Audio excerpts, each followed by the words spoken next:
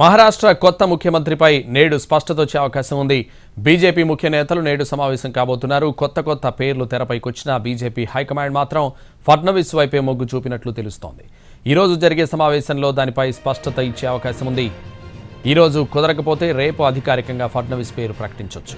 ఇటు మహాయుతి నేతలు ఫడ్నవీస్, ఏక్నాథ్ షిండే, అజిత్ పవార్ కూడా ఈ రోజు భేటీ అయ్యే అవకాశం ఉందని చెబుతున్నారు. అనారోగ్యం పేరుతో 2 రోజులు సొంతూరులో గడిపిన కేర్ టేకర్ సీఎం షిండే ఆదివారం ముంబై చేరుకున్నారు.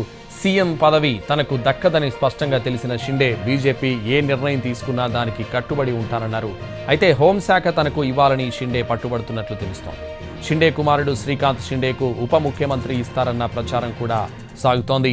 గురువారం నాడు మహారాష్ట్ర కొత్త సీఎం ప్రమాణ స్వీకారం ఉంటుంది.